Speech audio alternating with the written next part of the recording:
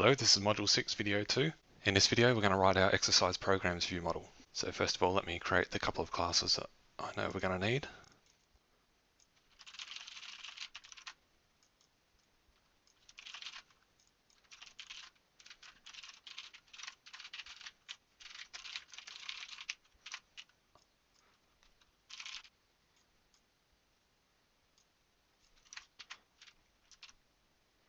Okay, so in terms of the public API for our exercise programs view model, I think what we're going to need is a list of exercise programs, of course, some kind of status that tells us whether we've loaded or we've failed to parse the document or whatever, some way of knowing which exercise program has been selected, and maybe some kind of error message in the event of a failed parsing of the exercise program document. We should probably surface some kind of error message to the user so that they get some kind of hint of where they've gone wrong with their exercise program document. So I think that'll look something like this.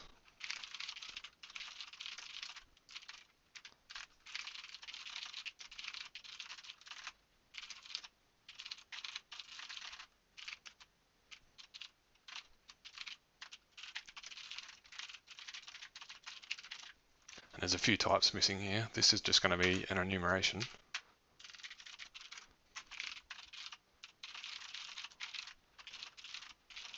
And we're going to have the ability to distinguish between whether we're loading from the cache or from the cloud, and different failure states as well, so whether the parsing failed or the loading failed.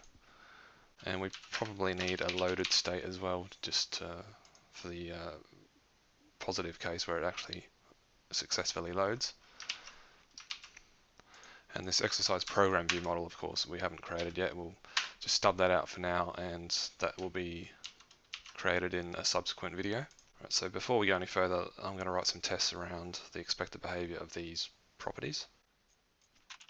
I'm actually going to start with the parse error message because that's probably the easiest one to get your head around right off the bat.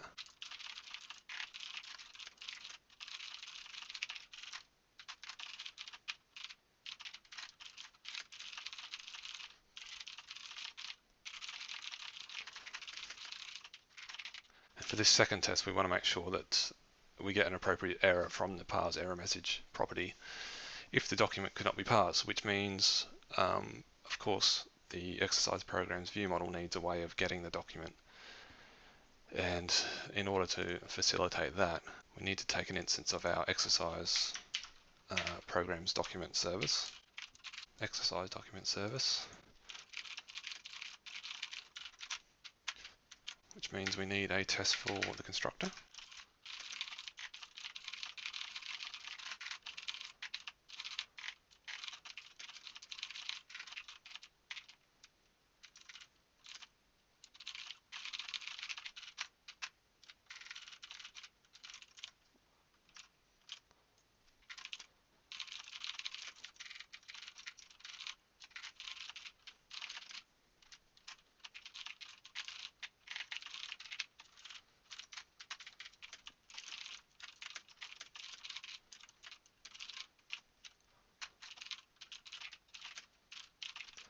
Okay, so the idea with this test is I'm passing through an exercise document service whose exercise document is just an observable that returns this value here, which is clearly an invalid exercise program document because I've got this whatever on the end.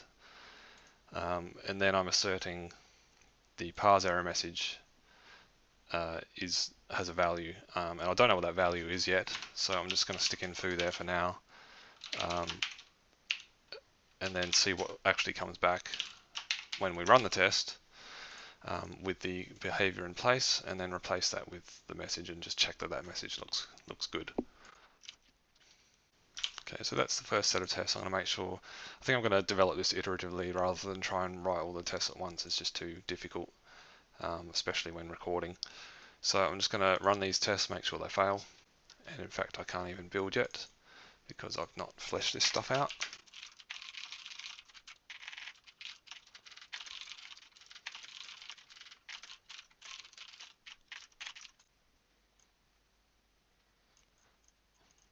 So So there's the failures we wanted. We did get one success, just because we're returning null by default for the parse error message. If you're looking at this number of tests here and wondering where they all came from, at the end of the last module, after it completed, I went back and fleshed out the tests for the parsing and made it more lenient with respect to whitespace. So do check out the GitHub commits for that if you're interested. But that explains where these extra tests come from. Okay, so let's implement this first piece of the puzzle.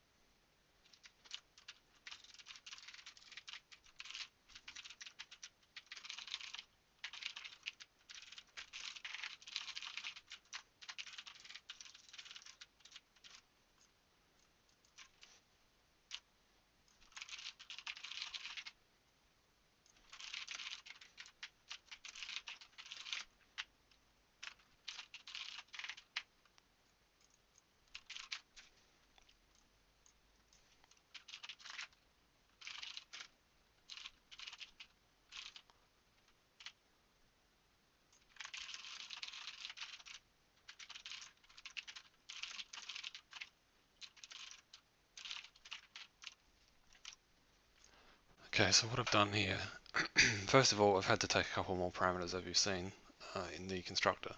I need a container service to do the parsing of the document, and I need the scheduler service to schedule work on the appropriate thread.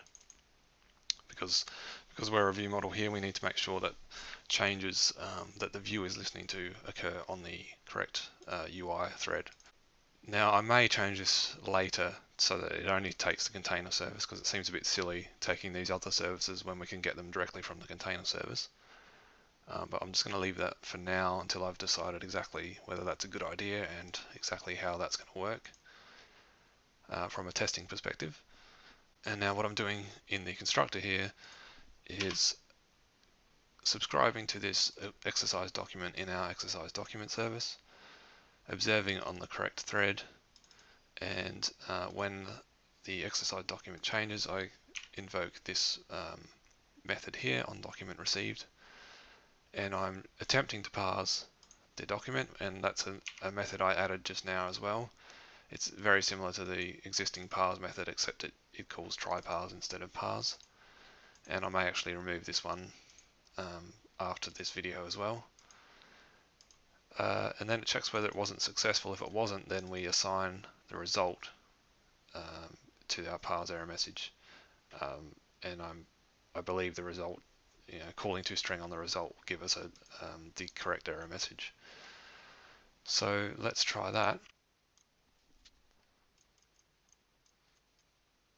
Okay, so one problem here is I'm not using a loose mock for the exercise document service, so I'll do that. And this other one here is where the real crux of the problem lies, and I think that's probably just because we're observing on a different thread, and nothing is currently kind of pumping those messages through the scheduler. So let me take a look at those two issues.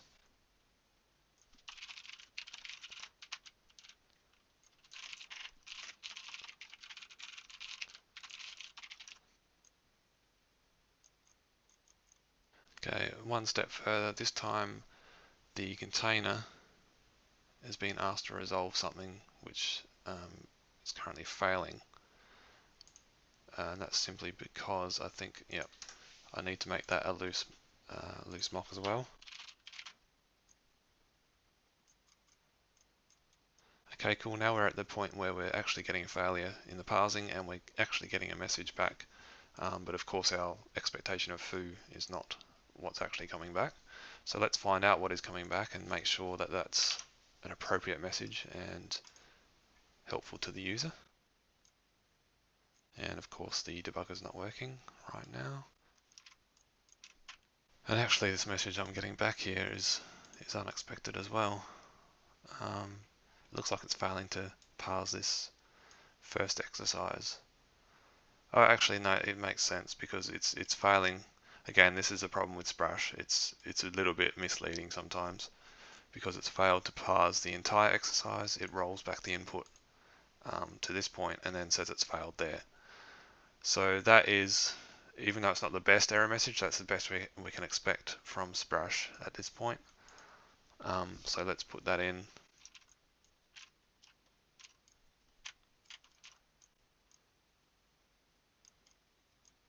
Oh, actually, I shouldn't have escaped. My bad. Okay, now we're passing. And in case you're wondering what this does, all it does is make sure that any outstanding work on that scheduler is executed.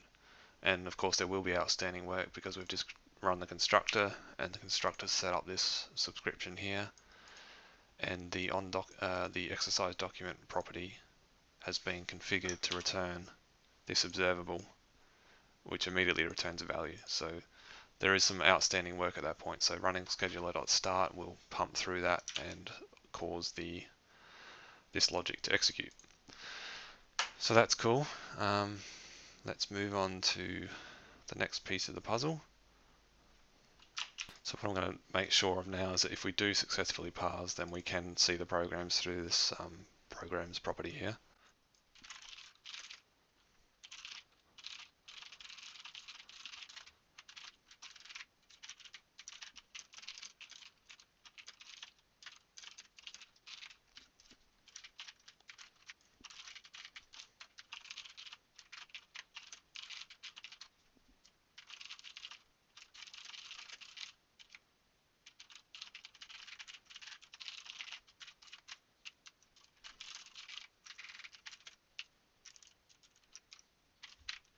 Okay, so my test is to pass through a valid exercise program document with a single program in it, a single exercise, and then assert that the program's property is not null and has the appropriate number of exercise programs in it. I'd like to go further than that, but I can't because we don't have our exercise program view model implemented yet. So I've just commented out an assertion here that would make sense if our exercise program view model had a name property. I don't think we need to do anything more than this because otherwise we're kind of testing our parsing logic, which has already been separately tested. So all I want to make sure of here is that the program's property gets populated correctly from the parsing results. So let me try that. Failing as we had hoped. So the implementation here, I think we can benefit from some reactive code here, such that when we successfully parse here, we assign the result to a model property, which can just be private, and then that can trigger the extraction, I guess, of the program's collection. So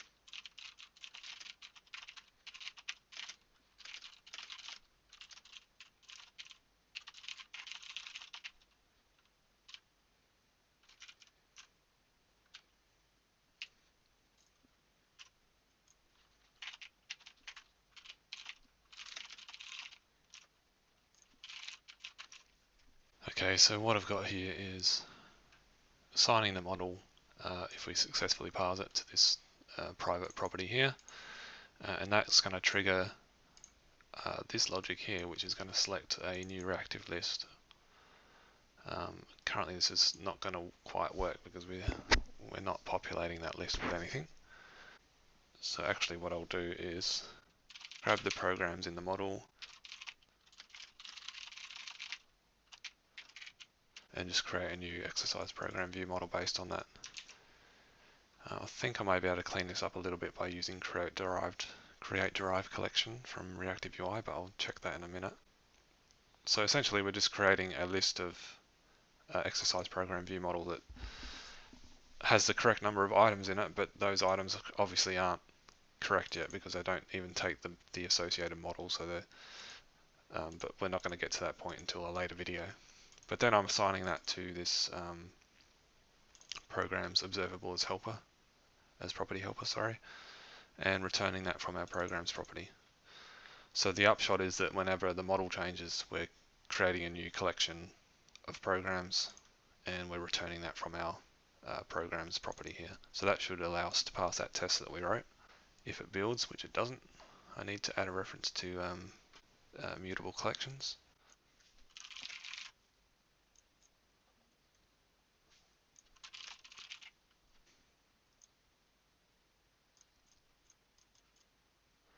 Okay, still null for some reason. Because it's still not successfully parsing. Looks like it's probably just this extra space in here. Shouldn't be there. It's the problem with trying to write exercise programs without verbatim strings. I should probably just use a verbatim there. Make it a bit clearer. Okay, now everything's passing, so that's cool.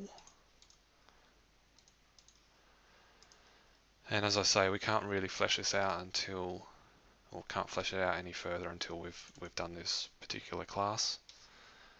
And what would be nicer is if we could create a derived collection based on the models programs and just use that instead. Something like this.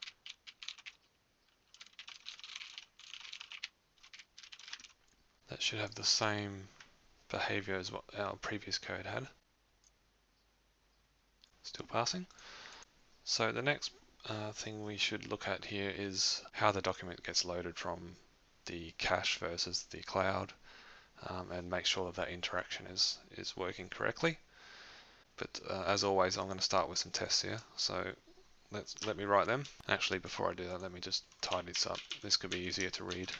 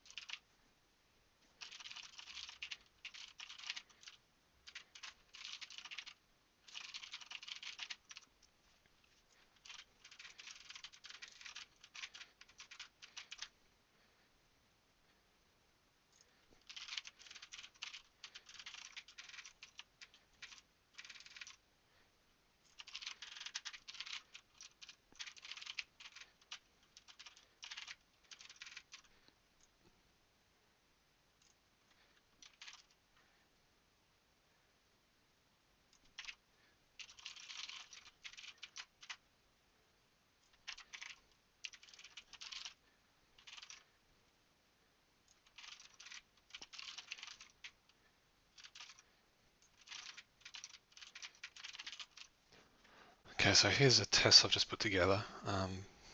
Basically testing the 4 different scenarios. I've got a little spreadsheet here. So if the cache is empty and the cloud is empty, then we expect kind of nothing as the outcome. And this nothing, as you'll see, isn't exactly user-friendly, but it's sufficient, I think, for the purposes of this video series. If the cache is populated and the cloud is empty, then we should display whatever was taken from the cache. Likewise, if the cache is empty and the cloud is populated, then we display from the cloud.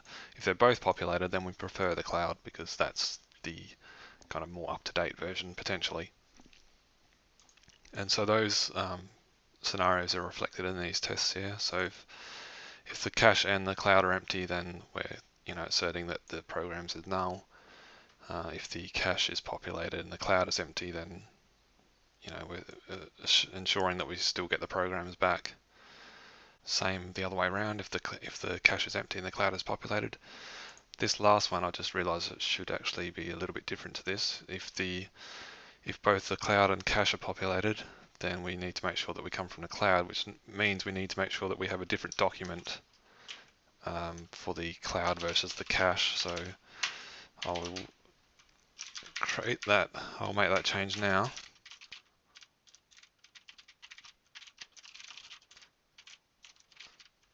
So now the cloud document has 2 exercise programs, so we can actually check to make sure that we're using that one rather than the cache document.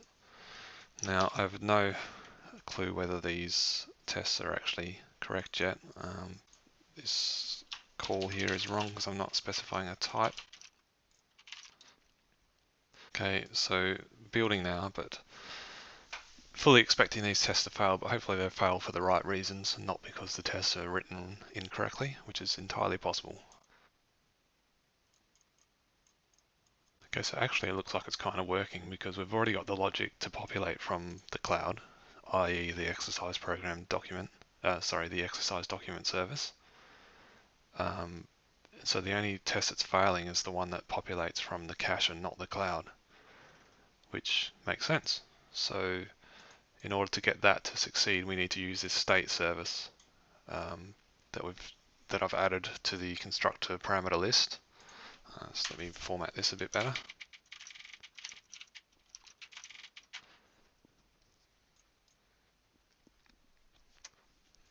I think what I'm going to do here to represent this internally, at least, is to have 2 separate observables, one for documents from the cache and one for documents from the cloud. And instead of just an observable of string, I think I'm going to have an observable of some type that tells us not only the document as a string, but also where it came from, so cloud or cache. The easiest way to do that is just to use a tuple. So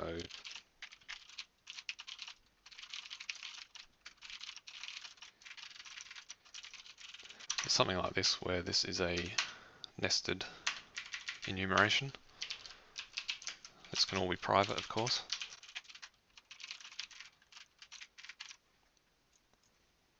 And in order to create an observable of documents from the cache, we can just use the state service. So we can just call the getAsync method and pass in an appropriate key and convert that to an observable, and then convert that to the appropriate tuple type, tuple instance.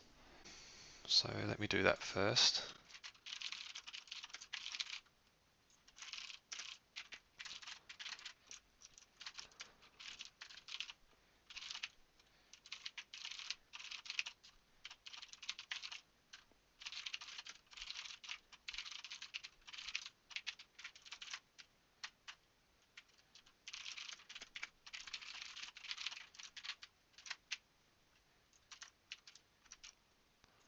Okay, so something like this, that should suffice. And for our documents from cloud, we can use our document service and do a similar thing, so we're just wrapping kind of what the service gives us with the appropriate tuple.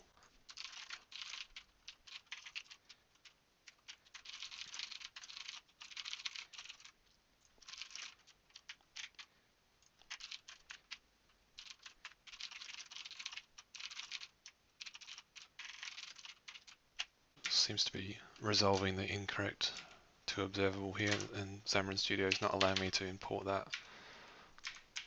automatically, so I think it's system reactive threading tasks. Yeah, cool. So now we've got these two observables for documents from both locations. What we need is a way of kind of combining them together to give us the appropriate document, preferring the cloud over the cache. So we can do that with another observable.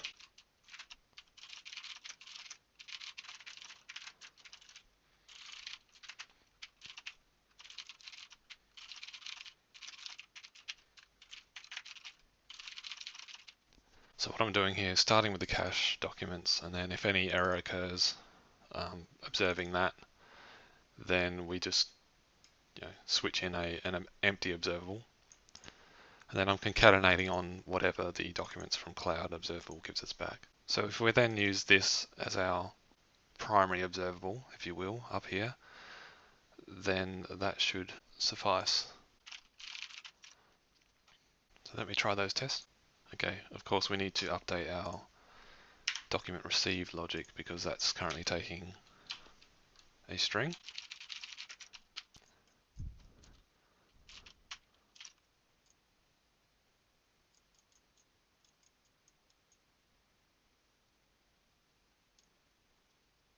We're going to need our state service to return a task here all the time because otherwise we're calling to observable on null. Unfortunately, I can't just use a loose state service mock because there's no way of us mocking out every possible type because get async is a generic method. There's no way for us to mock that out. I mean, we could do this. We could have, when get async is called with a string as the expected result. For any other string as the key,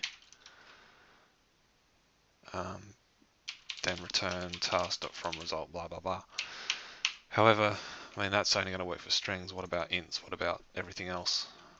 So we could end up with an explosion of logic here it's very specific to our scenario. So at this point, I'm not going to do it that way. Instead, I'm going to use our own state service mock in every test, which has that expectation set up.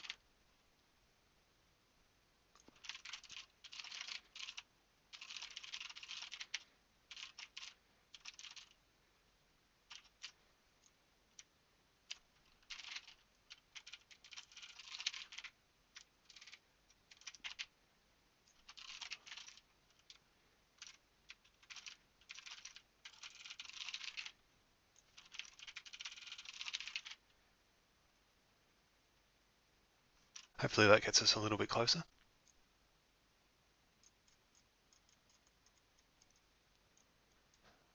Okay, so because we're passing in null, or sorry, returning null here, that is eventuating in null coming through for the item 2 here, which obviously is a bad thing.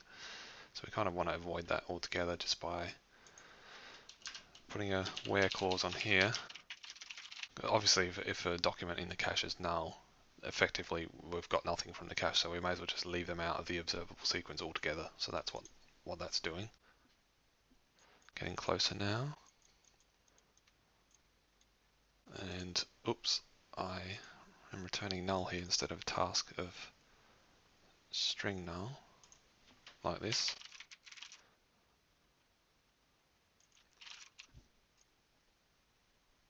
There we have it, they're all passing now, so that's good news. So next up I want to make sure that we're transitioning through our statuses properly, as yielded by this property here, the status property. Obviously we're not doing anything yet, we're just returning loading. So we need to make sure that all these statuses are correctly surfaced by that property.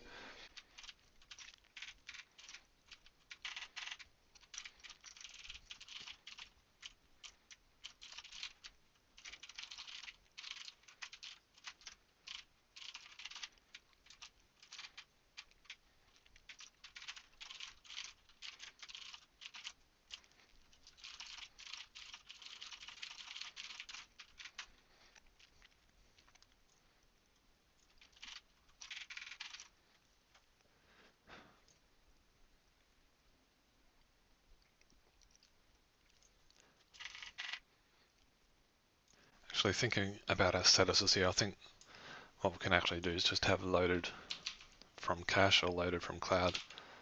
We don't need to distinguish between the different places it's loading from. Just the fact that it's loaded and where it loaded from. So that means we can get rid of our loaded status as well. And perhaps rearranging these would make more sense. So we have the initial status first, which is loading. Then it may fail by a parsing error or just flat out not being able to load from anywhere. Or it may succeed by loading from either the cache or from the cloud.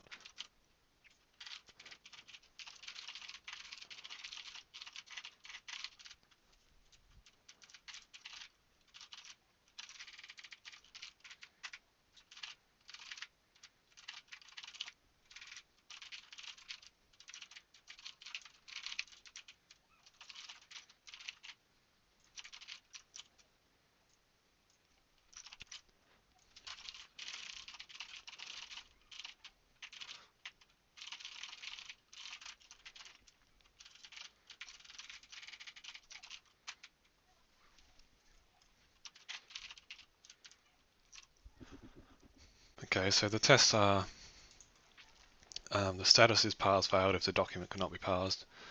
And I've basically just copied the existing test we've got. I was tempted to just add a second assertion to the existing one, but I'll keep them separate just to be clear about what we're testing. So the code here is exactly the same as our other test around parsing failure, except that we're asserting the status instead. And status is loaded from cache if document is successfully loaded from cache.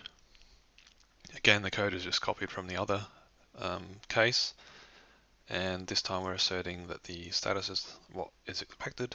Same for the cloud. And then finally we've got this status is load failed if the document fails to load altogether.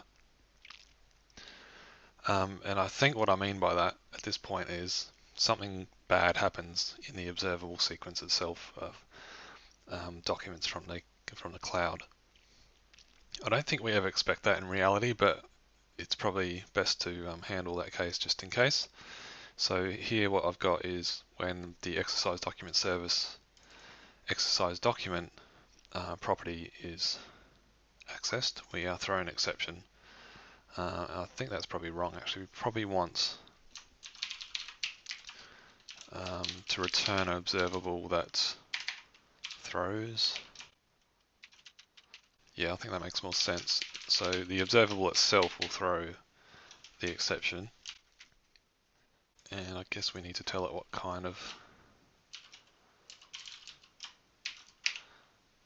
type that is, yep. And when that happens, we expect this load failed status, which is basically throw your hands in the air, don't know what happened, but something bad happened. So those are the test cases. Let me make sure they fail. And they are, so let's take a look at the code. So the first couple of cases I think are pretty simple. Here we know that the parsing was unsuccessful, so we can just set the status accordingly. And if we get to this point, we know it was successful. And we also know where the document was sourced from, so we can set the status according to this value.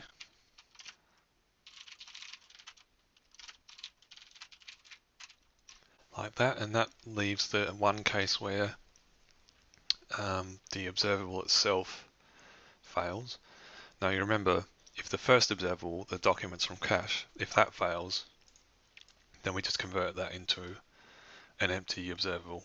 So it kind of swallows that failure and continues on with the documents from the cloud. But if the documents from the cloud observable fails, we've got no handling of that currently. And what we want to do is change the status. And I think the easiest way to do that is just to have an error handler in our subscribe logic here. Just takes the error and just assigns the status like that. And since we're not actually using this, we may as well just use an underscore there. So let's try our tests again. Yeah, I've not actually fleshed this out yet. So I'm also going to need a status field.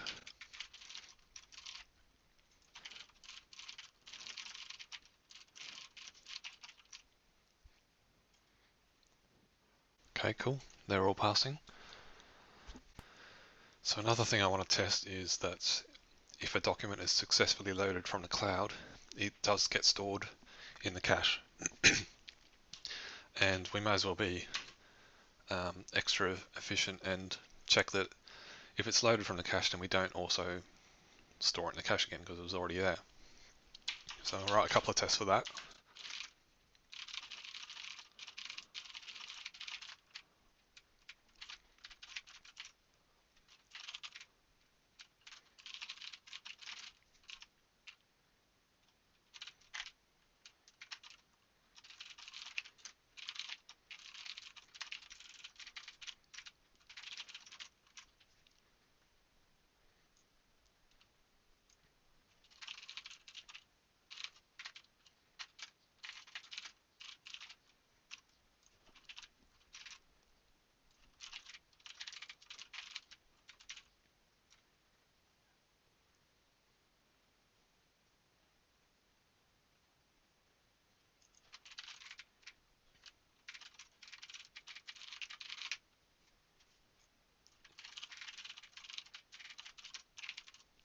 Okay, so there's my two tests. Again, using existing code, but verifying different things. In this case, we're loading from the cloud, so we expect that this method on the state service is called exactly once. And similarly, if we load from the cache, then we expect that it was not called at all. So let me try those. Okay, one failure, as you might expect. This one's going to pass because we're not currently calling set async on the state service at all. So, and so what we need to do here, in our logic down here, we know whether we've successfully loaded or not, and we know where we're loaded from. So we can say, if the document source was the cloud, then we know that we need to do our kind of cache storing logic here. And because it's asynchronous, we're going to need to await that, and that means we need an async method here. So let me do this and make these changes.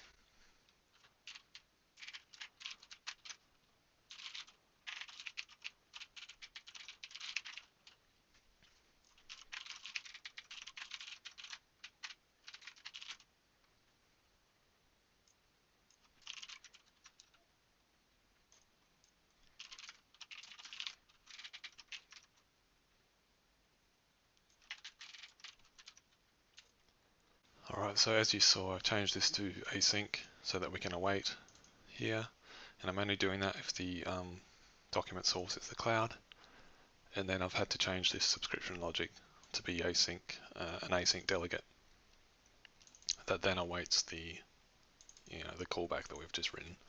So let me try that.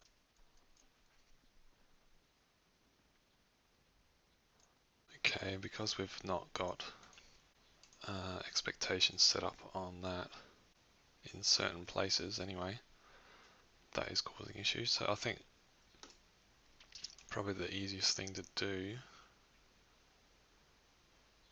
sorry, I may have just not recorded a bunch of stuff there. I don't know where I stopped recording, so I'm just going to quickly explain what I've just done. So I was testing whether the document loads, whether the document is stored in the cache if it's loaded from the cloud, and make sure that it's not stored in the cache if it is loaded from the cache, because it's already there. And this one's currently failing on this verification here, saying that it was not called, and I'm a bit confused as to why, so that's what I'm looking into right now. Okay, so I found that previously we had document here like that, and that was failing. That should work. I'm a bit confused as to why it's not working. Undoubtedly it's a problem in PickleMock that I'll have to have a look at separately. So I found that if we just Actually, this is almost certainly the same problem as we've already had with PickleMock, where if I just say it is document, that will probably work. Let me try that. Yep, cool. So the same problem as we've experienced before, it just confused me because it was a different context. Okay, so that is that. The other thing that's missing here is this selected program is currently does nothing. Now, it's not a whole lot it's going to do right now. All it really needs to do is just be a public getter and setter, so that the UI can actually set the selected program when the user touches a cell on the table, for example, on the table view controller. It can call the setter to set the selected program, and therefore it can drive its own logic off of that. Not really worth testing, but I will put the implementation in here.